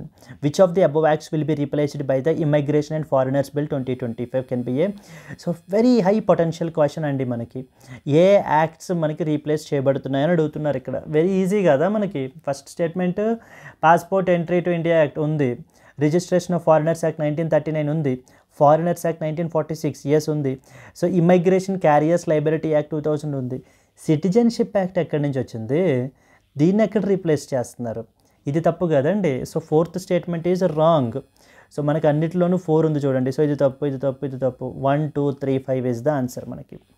So this is how the Immigration and Foreigners Bill 2025 aims to replace 4 existing acts: Passport Entry to India Act, Registration of Foreigners Act, Immigration Carriers Liability Act 2000. Citizenship Act is not being replaced. Please be very clear. ఇలా కలిపిచ్చేస్తారనమాట, వాటితో పాటు కలిపేసి మనకి ఏంటి అంటే కనుక ఇచ్చేయడం జరుగుతుంది. దాన్ని మనం కేర్ఫుల్గా చూసుకుని మనం ఎలిమినేట్ చేయగలగాలి. Clear? Yes. Let us move on to that of the next one అండి. Moving to that of the next article, building compassion into that of the health care structure అని చెప్పేసి మనకైతే కనుక చెప్పడం జరుగుతుంది. Building compassion into that of health care structure ఎవరు రాశారండి? ఇది మనకి Kailash Satyarthi, very very famous personality మనకి, who is a Nobel peace prize winner కదా. మనకి కైలాష్ సత్యార్థి గురించి తెలియనటువంటి వాళ్ళు మనకైతే కనుక ఉండరు. సో ఇన్ దిస్ కాంటెక్స్ట్ మనకి తెలియాల్సిన పాయింట్స్ ఏంటంటే, ఈయన ఇప్పుడు హెల్త్ కేర్ గురించి, హెల్త్ కేర్ స్ట్రక్చర్ గురించి మనకైతే కనుక మాట్లాడుతూ మనకి చెప్పడం జరుగుతుంది. ఇది మీరు మెయిన్స్ పర్స్పెక్టివ్లో సో హెల్త్ రిలేటెడ్ ఆస్పెక్ట్స్ గురించి రాసేటప్పుడు ఈ పాయింట్ని కూడా మీరు అయితే కనుక యాడ్ చేసుకోవచ్చు. అంటే హెల్త్ కేర్ సిస్టమ్స్ అనేటువంటివి ఎలా ఉండాలి, హెల్త్ సర్వీసెస్ అనేవి ఎలా ప్రొవైడ్ చేయాలి అంటూ మనకి ఇక్కడ మాట్లాడుతున్నారు. ఏమంటున్నారంటే కనుక ఆ యొక్క డాక్టర్స్కి కానీ లేకపోతే నర్సెస్ లేకపోతే అక్కడ ఉండేటువంటి స్టాఫ్ ఎవరైనా కూడా ఒక పర్టికులర్ పేషెంట్ వచ్చారంటే ఒక డిసీజ్ తోటి బాధపడుతూ వస్తారు. మనకి వచ్చినటువంటి వాళ్ళకి ఆల్రెడీ వాళ్ళు చాలా సైకలాజికల్గా సో చాలా డిస్టర్బ్ అయ్యి యాంగ్జైటీ తోటి ఉంటారు. అలాంటి వాళ్ళని మనం ఏంటంటే ఆ కంపాషన్ తోటి మనం ట్రీట్ చేయాలి. అంటే ఏంటంటే మనకే నిజంగా ప్రాబ్లం ఉంటే కనుక మనం ఎలా మాట్లాడతాము, so we have to feel that pain and we have to talk accordingly. అంతే తప్ప వాళ్ళకి వాళ్ళ యొక్క ధైర్యాన్ని మనం చంపేసే విధంగా ఎటువంటి ఇది పట్టించుకోకుండా సో రూడ్గా మాట్లాడటం వల్ల మనకి ఏంటి అని అంటే కనుక ఆ యొక్క హెల్త్ ఇది మనకి ఇంకా పెరుగుతుంది తప్ప తగ్గదు. సో ఆ కంపాషనేట్గా ఉండటం వల్ల హెల్త్ కేర్ అనేటువంటిది ట్రాన్స్ఫర్మేషన్ అనేది అవుతుంది మనకి. So the doctors and as well as the other hospital staff so they need to completely be compassionate towards the ఎవరు పేషెంట్స్ అని చెప్పేసి చెప్తున్నారు. దీనివల్ల బెనిఫిట్స్ అంటూ కూడా మనకి మాట్లాడడం జరుగుతుంది. ఏం బెనిఫిట్స్ ఉంటాయి? So the benefits will be to the పేషెంట్స్కి అప్పుడు ఎటువంటి యాంగ్జైటీ లేకుండా. సో ఫర్ ఎగ్జాంపుల్ మనం ఇప్పుడు ఇలా చెప్పడం వల్ల ఏమవుతుంది, ఇప్పుడు సో కంగారు పడకండి, భయపడాల్సింది ఏమీ లేదు, everything is quite normal. So అంత నార్మల్గానే ఉంది, మెడిసిన్స్ అవి మీరు యూస్ చేసుకుంటే కనుక మీకు అయితే కనుక యాజ్ సూన్ యాజ్ పాసిబుల్ మీకు తగ్గిపోతుంది అని చెప్పేసి మీరు అది ఎంత పెద్ద డిసీజ్ అయినా కూడా అది ఏ స్టేజ్లో ఉన్నా కూడా మనం ఈ విధంగా చెప్పటం వల్ల ఏమవుతుందంటే తెలియకుండానే సో వాళ్ళల్లో ఒక తెలియని కాన్ఫిడెన్స్ వస్తుంది, వాళ్ళలో ఉండే యాంగ్జైటీ తగ్గుతుంది, భయాందోళన అనేటువంటి తగ్గుతాయి. సో తగ్గి వాళ్ళు ఏమవుతారు అప్పుడు ఇంకా ఫాస్ట్గా రికవర్ అవ్వడానికి అవకాశాలు అయితే కనుక ఉంటాయండి. అంతే తప్ప చాలా రూడ్గా మాట్లాడి అదిగో అక్కడ కూర్చోండి, అక్కడికి వెళ్ళండి అని చెప్పేసి అంటే కనుక so that leads to unnecessary anxiety create అవుతుంది. సో ఈ విధంగా బెనిఫిట్స్ అయితే ఉంటాయి పేషెంట్స్కి. అండ్ అలాగనే ఈ డాక్టర్స్కి వీళ్ళకి కూడా మనకి ఏంటంటే కనుక జాబ్ సాటిస్ఫాక్షన్ అనేటువంటిది ఉంటుంది, స్ట్రెస్ అనేటువంటిది ఉండదు అంటూ మనకి కొన్ని బెనిఫిట్స్ అనేటువంటిది కూడా మనకి రెండు వైపులు చెప్తున్నారు. సో ఈ యొక్క కంపాషనేట్ హెల్త్ కేర్ అనేటువంటిది కంపల్సరీగా ఉండాలి ప్రతి హాస్పిటల్లో. And irrespective of the cost, irrespective of the financial position, irrespective of the gender, ఆ యొక్క కంపాషనేట్ ఇది అనేటువంటిది ఉండాలి. అందరికీ సరి సమానంగా మనము ఆ హెల్త్ కేర్ సర్వీస్ అనేది ప్రొవైడ్ చేయాలి అంటూ మనకి కొన్ని ఇంపార్టెంట్ పాయింట్స్ మనకి రాస్తున్నారండి. ఎందుకని ఇప్పుడు ఇది అంత ఇంపార్టెంట్ అయింది, ఎందుకు అంత ఇంపార్టెంట్ అయిందంటే రీసెంట్గా వరల్డ్ హెల్త్ ఆర్గనైజేషన్ వాళ్ళు ఒక ఇంపార్టెంట్ రిపోర్ట్ పబ్లిష్ చేశారు. ఏమని? Compassion and primary health care అని చెప్పేసి. అక్కడ కంపాషన్ అనేటువంటిది చాలా important, so that transformation for health care అని చెప్పేసి మనకైతే కనుక మెన్షన్ చేయడం అయితే జరిగింది. దాని మూలన మనకి ఏంటంటే కనుక ఈ యొక్క ఆర్టికల్ గురించి మనకు మెన్షన్ చేస్తున్నారండి. So let us read some important points associated with this. The article discusses the role of compassion in primary health care as highlighted by the World Health Organization WHO in its report titled, what was the report అండి? Compassion and primary health care అని చెప్పేసి world Health organisation వాళ్ళు రీసెంట్గా మనకి report publish చేశారనమాట. ఆ రిపోర్ట్ని publish చేసి ఆ కంపాషన్ అనేది ఎంత ఇంపార్టెంట్, మనకి ఆ కేర్ అనేది ఎలా ప్రొవైడ్ చేయాలి. It emphasised how compassionate health care will improve the patient యొక్క అవుట్కమ్స్ ఇంప్రూవ్ అవుతాయి, మెడికల్ స్టాఫ్ యొక్క వెల్బీయింగ్ ఇంప్రూవ్ అవుతుంది, overall holistic approach to the health care services అనేటువంటిది ఆ యొక్క క్వాలిటీ అనేది ఇంప్రూవ్ అవుతుంది అంటూ మనకి చెప్పడం జరుగుతుంది. So importance of compassion in health care. Compassion in health care ఇక్కడ మనకి పేషెంట్స్కి బెనిఫిట్స్ గురించి మాట్లాడుతున్నారు మనకి. అలాగే it will improve the patient యొక్క రికవరీ, ఫాస్ట్గా స్పీడీ రికవరీ అవుతుంది, స్ట్రెస్ అనేది తగ్గుతుంది, డాక్టర్ పేషెంట్ రిలేషన్షిప్స్ అనేటువంటివి స్ట్రెంగ్తన్ అవుతాయి. అంతే తప్ప డాక్టర్స్ ఓన్లీ కమర్షియల్ ఆస్పెక్ట్లో మాత్రమే చూడకుండా సో పేషెంట్స్ అనేటువంటి వాళ్ళని ఆ కంపాషనేట్ ఇదితోటి, ఆ కేర్ తోటి మనం అయితే కనుక చూడాలి అని చెప్పి మనకి చెప్పడం జరుగుతుంది. దీనికి సంబంధించి కొన్ని ఇంపార్టెంట్ స్టడీస్ కూడా కండక్ట్ చేశారండి. ఫర్ ఎగ్జాంపుల్ స్టాన్ఫోర్డ్ యూనివర్సిటీ వాళ్ళు మనకు ఒక స్టడీ కండక్ట్ చేశారు. అలాగే జాన్స్ హాప్కిన్స్ హాస్పిటల్ వాళ్ళు మనకైతే కనుక కండక్ట్ చేశారు. వాళ్ళు కండక్ట్ చేసింది ఏంటంటే అంటే ఫైనల్ అవుట్కమ్ ఏంటంటే కంపాషనేట్ కమ్యూనికేషన్ అనేది పేషెంట్ యొక్క అవుట్కమ్స్లో చాలా సిగ్నిఫికెంట్ ఇంపాక్ట్స్ అయితే కనుక క్రియేట్ చేస్తున్నాయి, చాలా ట్రాన్స్ఫర్మేషనల్గా ఉన్నాయి అంటూ మనకైతే చెప్పడం జరుగుతుందన్నమాట. సో ఎగ్జాంపుల్ మనకి ఏంటంటే for example, cancer patients who interacted with doctors providing emotional support and encouragement showed faster recovery and better response to that of the treatment. So ఎప్పుడైతే డాక్టర్స్ మనకి ఎమోషనల్ సపోర్ట్ అది కూడా ప్రొవైడ్ చేస్తూ ఎంకరేజింగ్గా మనకైతే కనుక ఉంటారో అలాంటి వాళ్ళలో ఫాస్ట్ రికవరీ అనేటువంటిది ఉంటుంది అండ్ అలాగే better response to the treatment అయితే కనుక ఉంటుందని చెప్పేసి మనకి చెప్పడం జరుగుతుంది. It's not just about treatment, it's all about emotional and as well as mental wellbeing of both patients and as well as care givers అని చెప్తున్నారు. చెప్తూనే ఇక్కడ ఒక పాయింట్ మాట్లాడారండి. ఏమనంటే compassion is not sympathy. So జాలి కాదు చూపించాల్సింది, compassion is not sympathy. Sympathy అంటే జస్ట్ పిటీ బేస్డ్. సో ఆ పలానా డిసీజ్ ఎఫెక్ట్ అయింది అయ్యో అని చెప్పి జాలి చూపించడం వేరు, ఆ యొక్క కేర్ చూపించడం వేరు అని చెప్పేసి మనకి ఏంటి అని అంటే చెప్పడం జరుగుతుందన్నమాట. Sympathy is pity based, temporary, whereas compassion means actively engaging with the patients problems without becoming overwhelmed. So overwhelm అయిపోకుండా మనకి ఏంటి అని అంటే కనుక చూపించడాన్ని మనకి కంపాషనేట్ అని చెప్పేసి చెప్తారు మనకి. The WHO report focuses on primary health care but compassion is equally critical upon the mental health as well. So for example మనం తీసుకుంటే కనుక చైల్డ్ సర్వైవర్స్ మనం తీసుకుంటే of sexual violence they suffer from long term psychological ట్రామాతో గురై ఉంటారు. మరి అలాంటి వాళ్ళకి హోలిస్టిక్ అండ్ కంపాషనేట్ అప్రోచ్ మనం ప్రొవైడ్ చేయగలిగినట్లయితే కనుక it will definitely aid in their rehabilitation అని మనకి చెప్పడం జరుగుతుందండి. ఒక రియల్ రియల్ లైఫ్ ఎగ్జాంపుల్ అని చెప్పేసి ప్రదీప్స్ స్టోరీ అంటూ కైలాస్ సత్యార్థి గారు ఆయన యొక్క పర్సనల్ ఎక్స్పీరియన్స్ని మనకైతే కనుక కోట్ చేశారనమాట. సో ఫర్ ఎగ్జాంపుల్ ప్రదీప్ అని చెప్పేసి he is a child with the cerebral పాలసీతోటి మనకైతే కనుక బాధపడినటువంటి person. He was abandoned by his family after the birth. పుట్టిన తర్వాత మనకి ఏంటి అని అంటే కనుక విడిచిపెట్టేశారట. ఆ తర్వాత he later found the support at Bal Ashram which is a Satyarthi movement for the global compassion.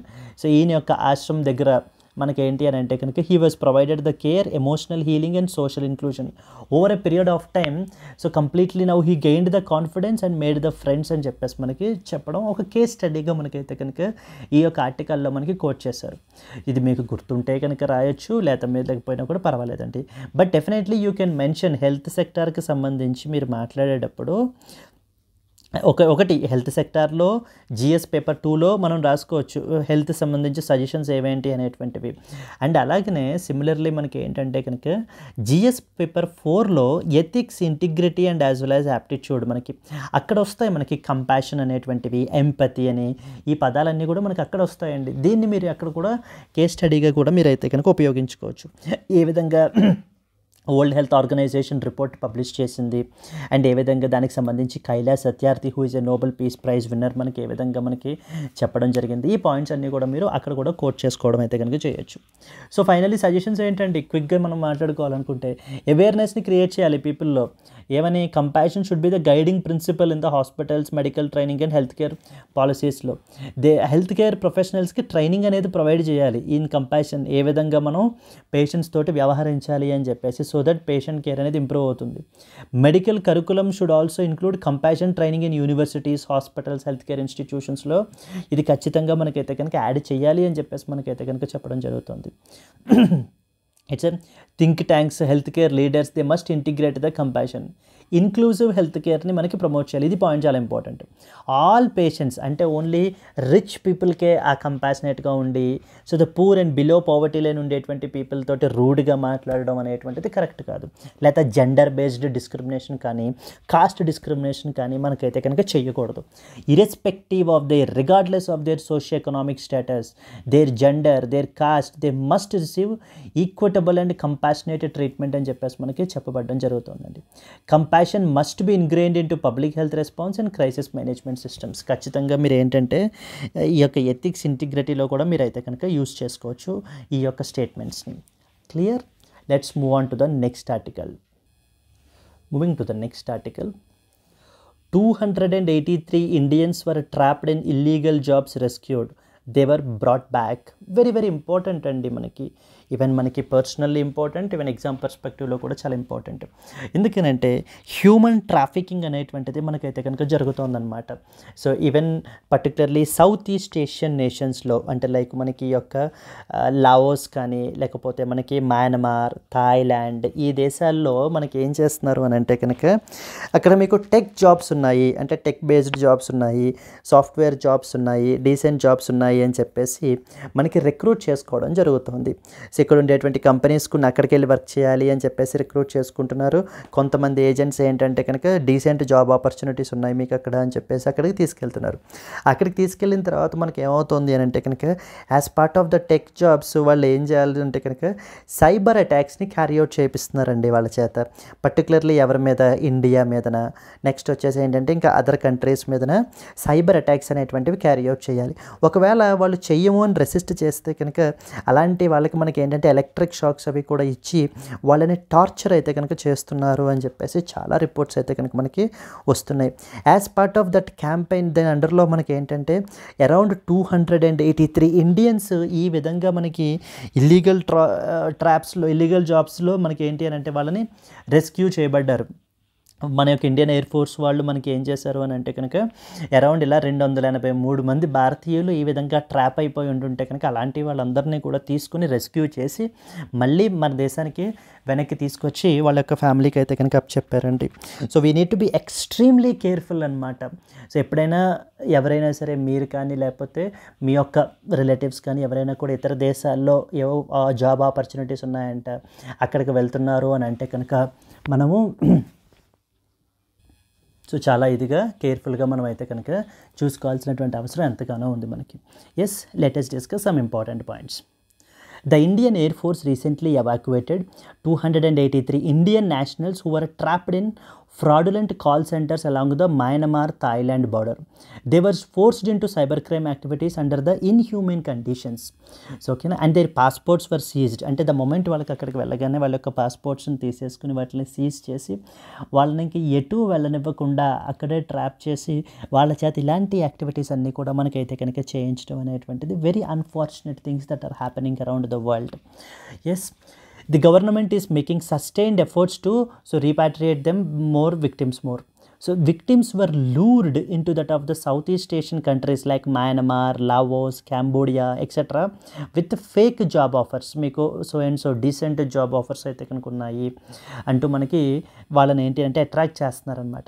ఒకసారి అలా వెళ్ళిన తర్వాత they were forced to work in the scam call centres like conducting the cyber frauds like including credit card ఫ్రాడ్స్ని conduct చేయమని, లేకపోతే fake crypto currency investments, honey trapping చేయమని, loan scams, ఇవన్నీ కూడా మనకైతే కనుక వీళ్ళ చేత క్యారీ అవుట్ చేయించడం జరుగుతుంది. ఒకవేళ చెయ్యము అన్న వాళ్ళ చేత they were tortured and even given the electric shocks as well if they refuse to comply. వీళ్ళు చెప్పిన మాట వినకపోతే కనుక వాళ్ళకి ఏంటి అని అంటే కనుక ఎలక్ట్రిక్ షాక్స్ అవి కూడా ఇచ్చి వాళ్ళని టార్చర్ అయితే కనుక చేస్తున్నారు.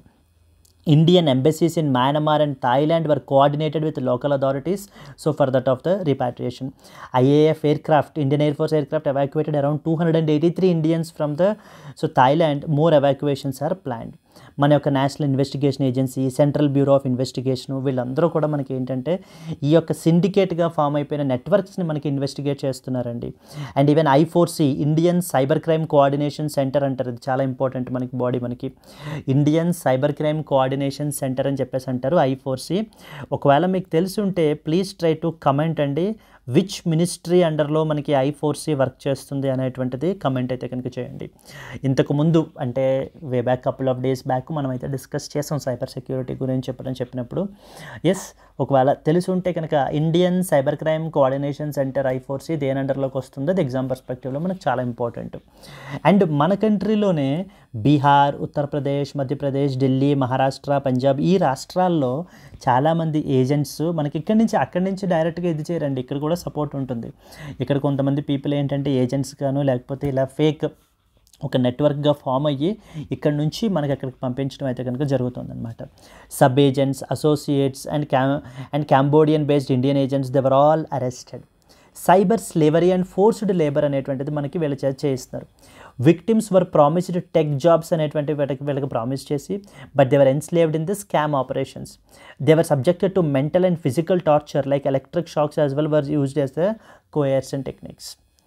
Discuss the role of human trafficking networks in cyber fraud and the steps that India can take to prevent such cases can be a very potential question అన్నమాట. మనకి హ్యూమన్ ట్రాఫికింగ్ అనేది చాలా important. Okay, let us move on to the next article. Next important one. Modi calls on Mauritius president discuss the ties అని చెప్పేసి మనకైతే publish అయిందండి. So మన యొక్క హానరబుల్ ప్రైమ్ మినిస్టర్ అయితే కనుక ఎక్కడికి వెళ్తున్నారు, మనకి ఈ యొక్క మారిషియస్ అయితే కనుక విజిట్ చేశారు.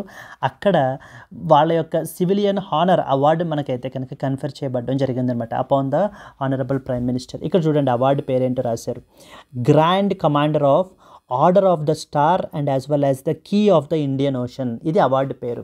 సో దీన్ని మనకి ఏంటి అంటే కనుక మన యొక్క ప్రైమ్ మినిస్టర్కి కన్ఫర్ చేయబడడం జరిగింది. And it was 21st such honour మనకి. అండ్ ఇక్కడ అడుగుతూ ఉంటారు అన్నమాట, మెయిన్లీ మీరు స్టేట్ లెవెల్ ఎగ్జామ్స్ రాస్తూ ఉంటే కనుక అక్కడ అడుగుతూ ఉంటారు అవార్డు పేరు ఇచ్చేసి ఇది ఏ దేశం వాళ్ళు రీసెంట్గా కన్ఫర్ చేశారని, లేకపోతే ఎవరికి కన్ఫర్ చేశారని, ఇలాంటి క్వశ్చన్స్ మనం అయితే కనుక ఎక్స్పెక్ట్ చేయొచ్చు దీని నుంచి. ఎస్, మారిషియస్ అనేటువంటిది వెరీ వెరీ ఇంపార్టెంట్ కంట్రీ అనమాట మనకి, because of due to its strategic location, Indian ఓషన్లో మన యొక్క స్ట్రాటజిక్ లొకేషన్ వల్ల అండ్ ఈ యొక్క రీజియన్లో చైనా యొక్క రోల్ పెరిగిపోతూ ఉండటం వలన మనకి చాలా ఇంపార్టెంట్ అనమాట, పార్ట్నర్ కంట్రీ మనకి. Prime minister Narendra Modi is on a 2-day state visit to Mauritius and he will be the chief guest at the Mauritius national day celebrations. So మనము వాళ్ళకి ఏంటి అని అంటే కనుక వాళ్ళ యొక్క నేషనల్ డే సెలబ్రేషన్స్కి చీఫ్ గెస్ట్గా మనల్ని అయితే కనుక ఇన్వైట్ చేయబడడం జరిగింది. అందుకని చెప్పేసి మన యొక్క మోదీ గారు అయితే మనకి వెళ్ళారు. ఇక్కడ మీరు ఆలోచించండి, మొన్న జనవరిలో మనకి రిపబ్లిక్ డే పెరేడ్కి, రిపబ్లిక్ డేకి 2025కి చీఫ్ గెస్ట్గా మనకి ఎవరు వచ్చారండి? ఏ కంట్రీ వాళ్ళు వచ్చారు మనకి? Which countries president recently visited India as a chief guest to that of the Republic Day parade? Please try to comment అండి. That is another important question మనకి. He will also be honoured with that of the Mauritius highest civilian award. ఏంటి award పేరు? The Grand Commander of the Order of the Star and the Key of the Indian Ocean అని చెప్పేసి మనకి పిలుస్తారనమాట. ఈ యొక్క award అనేటువంటిది మనకి confer చేయబడడం అయితే కనుక జరుగుతుంది మనకి. ఎస్. సో నెక్స్ట్ వచ్చేసి మనకి strengthen the bilateral relations. So the visit is very important because మనకి ఏంటంటే ఫర్దర్గా ఎకనామిక్, కల్చరల్ అండ్ స్ట్రాటజిక్ టైస్ని ఇంకా స్ట్రెంగ్తన్ చేయడం గురించి మనకైతే కనుక ఈ విజిట్ అయితే కనుక ఉంది. India and Mauritius we share both historical and cultural bonds with significant Indian diaspora presence. So Modi became the first Indian to receive this particular award, and it was a 21st international honor which is conferred upon him by a foreign country. ఇప్పటిదాకా 20 other such awards మనకైతే కనుక వచ్చాయన్నమాట already మనకి. So then at the same time మనకి gift exchanges అనేటువంటివి మనం అయితే కనుక చేయడం జరిగింది. లైక్ మహాకుంభ్ సంగం వాటర్ అయితే కనుక మనం అయితే కనుక ఇచ్చాము. నెక్స్ట్ వచ్చేసి మనకి ఏంటంటే కనుక the Banarasi silk sari was also given to that of the first lady. మనం ఏంటి అని అంటే కనుక అక్కడ ఉన్నటువంటి సమాధీస్ని మనం అయితే కనుక విజిట్ చేశారండి. Yes. Then at the same time మనకి మినిస్ట్రీ ఆఫ్ ఎక్స్టర్నల్ అఫైర్స్ మాట్లాడుతూ మనకి ఏంటంటే India is one of the key developmental partner of Mauritius. మనము వాళ్ళ యొక్క ఇన్ఫ్రాస్ట్రక్చర్కి, హెల్త్ కేర్కి, ట్రేడ్కి కూడా మనం ఏంటి అని అంటే కనుక we provided the significant aid to them అని చెప్పేసి మనకి చెప్పడం జరుగుతుంది with respect to India and as well as Mauritius గురించి. ఇక్కడ మారిషియస్ గురించి కొన్ని ఇంపార్టెంట్ పాయింట్స్ మనకు తెలియాలి. ఇదిగోండి, మారిషియస్ వచ్చేసి మనకి ఇండియన్ ఓషన్ రీజన్లో మనకైతే లొకేట్ అయ్యి ఉంది. And Port Louis is the capital అండి. ప్లేసెస్ ఇన్ న్యూస్లో మనకి అడుగుతుంటారు, పోర్ట్ లూయిస్ అని చెప్పేసి ఇచ్చి మనకి ఇది ఎక్కడ ఉందని చెప్పేసి మనకి అడిగే అవకాశాలు అయితే కనుక ఉన్నాయి మనకి. So therefore Port Louis is the capital of Mauritius. Yes, it is an island country which is located in the Indian Ocean off the eastern coast of Africa. లో మనకైతే కనుక ఇది eastern coast of Africa located ఉంది. East of Madagascar in the middle of the Indian ఓషన్లో మనం అయితే కనుక Mauritius అనేది చూడొచ్చు. వీళ్ళ యొక్క అండ్ దిస్ ఎంత హార్డ్లీ 2000 స్క్వేర్ కిలోమీటర్స్ అయితే ఉంటుంది. And one of the smallest countries అండి. క్యాపిటల్ వచ్చేసి మనకి Port Louis is the capital. ఇందులో మనకి సెవరల్ అవుట్లయింగ్ ఐలాండ్స్ కూడా మనకు ఉంటాయి. Amber Island, Est Island, Cerf Island, Benitiers Island అని చెప్పేసి రకరకాల ఐలాండ్స్ కూడా ఉంటాయి. ఈ మారిషియస్ అనేటువంటి కంట్రీ మనకి ఆల్కానిక్ యాక్టివిటీ ద్వారా మనకి ఏంటి అని అంటే కనుక ఫార్మ్ అయిందనమాట అరౌండ్ 8 మిలియన్ ఇయర్స్ అగో. దీనివల్ల Mount Piton is the highest peak and దీనికి చీఫ్ వాటర్ సోర్స్ వీళ్ళకి ఏంటి అంటే కనుక Lake Vacoas. So that is Lake Vacoas వచ్చేసి మనకి ఏంటంటే కనుక ఇది ఇక్కడ రాసా చూడండి, Lake Vacoas is the chief source of water మనకి. ఎస్.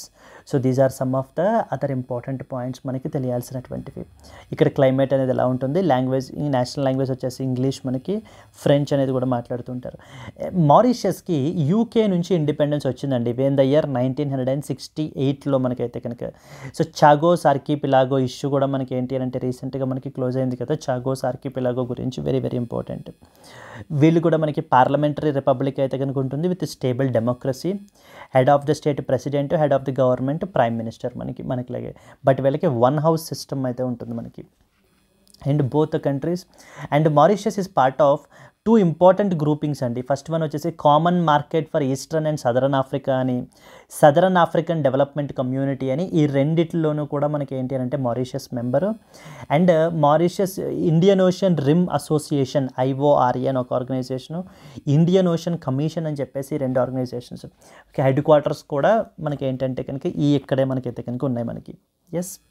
సో మారిషియస్కి సంబంధించినటువంటిది ఏ అవార్డు ఇచ్చారు, India and as well as Mauritius relations, ఇవన్నీ కూడా మనకి ఎగ్జామ్ పర్స్పెక్టివ్లో చాలా ఇంపార్టెంట్ అవుతాయి. Moving on to that of the discuss the significance of India and Mauritius relations in the context of cultural, then next economic and as well as the strategic cooperation అని చెప్పేసి మనకైతే కనుక అడిగే అవకాశాలు అయితే ఉన్నాయి. Moving on to that of the next article. Ex-Chief Justice of India cites loopholes in the bill on simultaneous polls. Calls for amendment to that of the election commission powers. ఇది చాలా ఇంపార్టెంట్ మనకి ఇది కూడా, ఎందుకంటే one nation one election అనేటువంటి కాన్సెప్ట్లో మనకి పార్లమెంట్కి సంబంధించిన ఎలక్షన్స్, అలాగే ఆల్ ద స్టేట్ లెజిస్లేటివ్ అసెంబ్లీకి సంబంధించినటువంటి ఎలక్షన్స్ అన్నీ కూడా మనం ఒకేసారి కండక్ట్ చేయాలి. And at the same time with in 100 days లోపల పంచాయత్ అండ్ మున్సిపాలిటీస్ అంటే లోకల్ గవర్నమెంట్ ఎలక్షన్స్ కూడా కండక్ట్ చేయాలి అనేటువంటిది ఈ యొక్క హోల్ ఐడియా అనమాట. దీనికి సంబంధించి ఆల్రెడీ మన యొక్క ఛానల్లో డెడికేటెడ్గా వన్ నేషన్ వన్ ఎలక్షన్కి సంబంధించినటువంటి ఒక వీడియో అయితే కనుక మనం చేయబడడం జరిగింది. ఇక్కడ కొంత బ్రీఫ్గా మనం అయితే కనుక మాట్లాడతామండి. ఓకే, రీసెంట్గా కాన్స్టిట్యూషనల్ అమెండ్మెంట్ బిల్ని మనకైతే కనుక ఇంట్రడ్యూస్ చేశారు. అండ్ అలాగే జాయింట్ పార్లమెంటరీ కమిటీ దీని గురించి మనకైతే కనుక మాట్లాడుతూ సో వన్ ఇంపార్టెంట్ డిస్కషన్స్ గురించి మనకు మాట్లాడుతున్నారనమాట. ఏంటంటే ఎలక్షన్ కమిషన్ ఆఫ్ ఇండియాకి సంబంధించినటువంటి ఇస్తున్నటువంటి పవర్స్ ఇక్కడ, దాని గురించి మనం అయితే కనుక మాట్లాడతాం ఇక్కడ. So let us see the important points. First of all, the parliamentary joint committee which is reviewing the Constitution 129th constitutional amendment bill, చాలా ఇంపార్టెంట్. స్ట్రైట్ అవే మనకు అడుగుతారండి 129th కాన్స్టిట్యూషనల్ అమెండ్మెంట్ బిల్ దేనికి సంబంధించింది అని చెప్పేసి అడుగుతూ ఉంటారు. It is associated with that of the simultaneous polls. Simultaneous polls అంటే వేటి కండక్ట్ చేస్తారు, parliament and as well as the legislative assemblies of the states and duties. Deliberated on the concerns raised by former Chief Justice of India Ranjan Gogoi regarding the loopholes in the bill. ఈ బిల్లో చాలా loop holes అయితే కనుక ఉన్నాయి, వాటిల్ని మనకి ఏంటి అని అంటే కనుక సరి చేయాలి అని చెప్పేసి మనకైతే కనుక చెప్పడం జరుగుతుంది. The bill aims to enable simultaneous elections for Lok Sabha and state assemblies, but granted significant powers to Election Commission of India, which has raised the concerns over unchecked authority. అంటే ఈ బిల్లు ఎలక్షన్ కమిషన్ ఆఫ్ ఇండియాకి so చాలా ఎక్కువ significant పవర్స్ని అయితే కనుక మనకైతే కనుక confer చేసేసింది. And one such problematic provision ఏంటి అనేటువంటిది కూడా మనకైతే కనుక చెప్తున్నారనమాట. ఏంటట చూడండి, the bill under article number 82A clause 5 allows the election commission to defer the assembly elections and recommend the president to conduct them at a later date. For example ఏదైనా స్టేట్కి సంబంధించినటువంటి అసెంబ్లీ ఎలక్షన్స్, ఇప్పుడు మామూలుగా one nation one election యొక్క idea ఏంటి, parliament ఎలక్షన్స్తో పాటుగా మొత్తము అన్ని స్టేట్స్కి సంబంధించినటువంటి లెజిస్లేటివ్ అసెంబ్లీస్ ఎలక్షన్స్ అన్నీ కూడా ఒకేసారి కండక్ట్ చేయాలి అనేది ఐడియా. కానీ ఆర్టికల్ 82A ఆఫ్ క్లాజ్ 5 ఏం చెప్తుందంటే, ఒకవేళ ఎలక్షన్ కమిషన్ ఆఫ్ ఇండియా ఏదైనా ఒక స్టేట్ అసెంబ్లీకి మనం ఎలక్షన్స్ ఇప్పుడు కండక్ట్ చేయలేము అని చెప్పేసి అది అనుకుంటే కనుక ఇమీడియట్గా ప్రెసిడెంట్కి రికమెండ్ చేయొచ్చు. ఏమని, సో బాబు ఇప్పుడు ఈ పర్టికులర్ స్టేట్లో ఎలక్షన్స్ అనేటువంటిది కండక్ట్ చేయలేము, కొంత పోస్ట్ పోన్ చేద్దాము, లేదా ఈ ఒక్కటి సెపరేట్గా కండక్ట్ చేద్దాము అని చెప్పేసి మనకి చెప్పచ్చు అని చెప్పేసి మనకి చెప్పడం జరిగిందండి. ఇది ప్రాబ్లమేటిక్ అని చెప్పేసి చెప్తున్నారు. ఎందుకనంటే కనుక election commission of India maybe influenced by the government, central government. So కొన్ని స్టేట్స్ని ఒకవేళ ఆపాల్సి వస్తే కనుక ఆపేటువంటి లూప్ హోల్ ఇది. అండ్ అలాగనే ఆపేరు, సరే మళ్ళీ ఎప్పటి లోపల కండక్ట్ చేయాలి అది మెన్షన్ చేయలేదు. అంటే time frame for conducting the elections again అనేటువంటిది కూడా మనకి మెన్షన్ చేయలేదు. దాని మూలన ఏంటంటే for an indefinite period of time మనకి ఏంటంటే అక్కడ ఎలక్షన్స్ అనేటువంటివి కండక్ట్ చేయకుండా అలా ఉంచేసేటువంటి పాసిబిలిటీ ఉందని చెప్పి మనకి చెప్తున్నారు. అదే చెప్తున్నా చూడండి, there is no fixed deadline for the postponed elections, thereby leading to concern of arbitrary or unregulated powers which are given to that of the election commission. దీన్ని కట్ షార్ట్ చేయాలి, దీన్ని కంట్రోల్ చేయాలి అని మనకి యొక్క former chief justice of India Ranjan Gogoi మనకి చెప్తున్నారండి. So it should not provide unchecked powers to election commission so to prolong or curtail an assembly's tenure. So legal ambiguity, this provision could lead to legal challenges and affects the democratic process as well if not clearly defined అని కూడా మనకి చెప్పడం జరుగుతుంది. So తర్వాత మనకి ఏంటంటే ఒక website అయితే కనుక మనకైతే లాంచ్ చేస్తున్నారు to gather the public opinion on this particular bill అండి. సమ్ ఇంపార్టెంట్ పాయింట్స్ మనం చూద్దాం ఇక్కడ ఏంటి అనేటువంటిది, అంటే లైక్ దేని ద్వారా కీ ఫీచర్స్ అనేటువంటిది మనం చూద్దాం. దానివల్ల మనకి మొత్తం అన్ని ఇంపార్టెంట్ పాయింట్స్ అర్థమైపోతాయి. Key features of the Constitution 129th amendment bill 2024. అసలు ఈ బిల్ అనేది ఇంతకుముందు ఒక కమిటీ కన్స్టిట్యూట్ చేశారండి, రామ్నాథ్ కోవింద్ ప్యానెల్ అని చెప్పేసి. Former president Ramnath Kovind panel recommend చేసింది మనకి. వాళ్ళ యొక్క రికమెండేషన్స్ అన్ని గవర్నమెంట్ యాక్సెప్ట్ చేసి ఇప్పుడు ఈ సైమిల్టేనియస్ పోల్స్ అనేటువంటిది మనకి బిల్ని తీసుకుని వచ్చారు. అదే రాశారు, ఈ bill based upon the recommendations by high level committee on one nation one election. ఎవరు హెడ్? రామ్నాథ్ కోవింద్. ఈ ప్యానల్ ఈజ్ ద హెడ్ అండి మనకి. అదే రాసాం ఇక్కడ. The committee is chaired by former president Ramnath Kovind and report was submitted in that of the March. దేనికి amendments చేశారు అని అంటే కనుక మనకి article number 83, 172 and as well as 327. కొత్తగా ఒక ఆర్టికల్ని యాడ్ చేశారనమాట. ఆర్టికల్ 82A అని చెప్పి యాడ్ చేసి వాటిల్లో మనకి 6 క్లాజెస్ని మనకి పెట్టారు. ఎందుకని? సైమిల్టేనియస్ ఎలక్షన్స్ని ఫెసిలిటేట్ చేయడం గురించి. Yes, the President of India will notify the appointed date after the first sitting of the Lok Sabha post general election. Assemblies which are elected before the Lok Sabha's term ends will have their tenure curtailed to align with the Lok Sabha's full term. అంటే లోక్ సభ యొక్క టర్మ్తో పాటు align అవుతూ మనకి assemblies అన్నిటినీ కూడా మనకైతే కనుక align చేస్తారనమాట. అండ్ ఎవరు ఓవర్సీ చేస్తారు సైమిల్టేనియస్ ఎలక్షన్స్ ప్రాసెస్ అంతటినీ కూడా? అది 82A క్లాజ్ 3లో చెప్పారు. Election commission of India will overseas simultaneous elections for Lok Sabha and all state assemblies అని చెప్పేసి మనకి చెప్పబడడం జరిగింది. అసలు సైమిల్టేనియస్ ఎలక్షన్స్ అంటే ఏంటి అనేది 82 క్లాజ్ 4లో డిఫైన్ చేశారు. Elections for both Lok Sabha and state assemblies held together. This is problematic అండి. ఇప్పుడు ఈ ఆర్టికల్లో కోట్ చేస్తున్నది ఏంటంటే 82A క్లాజ్ 5 ప్రాబ్లం మనకి. ఏంటంటే ఇది చూడండి, ఆల్రెడీ మనం తెలుసు కదా, election commission of India can recommend postponing a particular state's election if simultaneous polls are not feasible. The president can issue an order for separate elections. ఏదైనా ఒక స్టేట్లో ఎలక్షన్స్ కండక్ట్ చేయలేనటువంటి పరిస్థితి ఉంటే అలాంటి స్టేట్ని ఆపి ఎగ్జామ్ చేసి సైమిల్టేనియస్ పోల్స్తో పాటుగా కాకుండా తర్వాత విడిగా సెపరేట్గా మనకి దాన్ని కండక్ట్ చేయొచ్చు. దీనికి ఎవరికి పవర్ ఉంది అని చెప్పేసి అడుగుతారు. ఎలక్షన్ కమిషన్ ఆఫ్ ఇండియాకి పవర్ ఉంది. Election commission of India recommend చేస్తుంది. అప్పుడు ప్రెసిడెంట్ మనకి ఆర్డర్ ఇష్యూ చేస్తారనమాట. ఏమని? దానికి సెపరేట్ ఎలక్షన్స్ అనేటువంటివి కండక్ట్ చేస్తాము అని చెప్పేసి. Yes, if an assembly election is deferred, its term will still end with that of the Lok Sabha's term తోటి మనకి ఏంటి అంటే కనుక ఎండ్ అయిపోవడం జరుగుతుంది. And Lok Sabha serves for the 5 years unless dissolved earlier. So ఒకవేళ లోక్సభ ఏదైనా కూడా మనకి ఏంటంటే డిజాల్వ్ అయిపోతే కనుక ఆ తర్వాత Lok Sabha unexpired period of the original term మాత్రమే ఇది అవుతుంది. అంటే ఏంటంటే ఇప్పుడు ఫర్ ఎగ్జాంపుల్ ఒక లోక్సభని మనకి కన్స్టిట్యూట్ చేసాం, ఎలక్షన్స్ అది పెట్టి ఇది చేసాం, అది ఓన్లీ 3 years 2 months తర్వాత మనకి డిజాల్వ్ అయిపోయింది అనుకోండి, ఇంకా మళ్ళీ కన్స్టిట్యూట్ చేసిన లోక్సభ ఇంకా 5 years లోపల రిమైనింగ్ పీరియడ్ ఏదైతే ఉంటుందో అది మాత్రమే మనకి ఏంటి అని అంటే కనుక సర్వ్ చేస్తుంది. అంతే తప్ప అక్కడి నుంచి 5 years అనేటువంటిది చెయ్యదు అని చెప్పి మనకి చెప్తున్నారు. Yes, the newly elected Lok Sabha is not a continuation of the dissolved one. Pending bills will lapse when the Lok Sabha is dissolved. ఈ పాయింట్ కూడా చాలా ఇంపార్టెంట్. కొత్తగా మళ్ళీ కన్స్టిట్యూట్ చేసినటువంటి లోక్సభ విషయానికి వచ్చేసరికి ఏంటంటే కనుక అదేమి ఇంతకుముందు డిజాల్వ్ అయిపోయిన లోక్సభ కంటిన్యూషన్ కాదు, ఇది మళ్ళీ కొత్తది కంప్లీట్లీ. ఇంతకుముందు మనకి పెండింగ్ బిల్స్ ఏవైతే ఉంటాయో అవన్నీ ల్యాప్స్ అయిపోతాయి, ఇక్కడ మళ్ళీ వాటిని ఫ్రెష్గా మనకి ఇంట్రడ్యూస్ చేయాలి అని చెప్పేసి మనకి చెప్పడం జరుగుతుంది. Yes, and article 327 will grant the parliament the authority to legislate on simultaneous elections. It ensures elections for Lok Sabha and state legislatures to align. So these are the important points and that you are expected to know. Examine the constitutional and legal challenges in implementing simultaneous elections in India.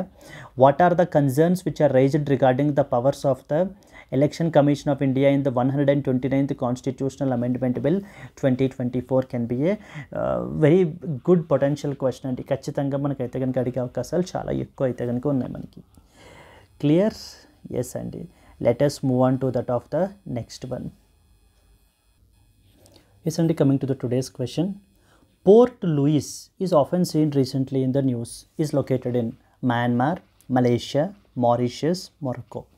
Yes, if you know the answer, please comment your answer and alage if you have liked the video, please do like it and share it to your friends as well.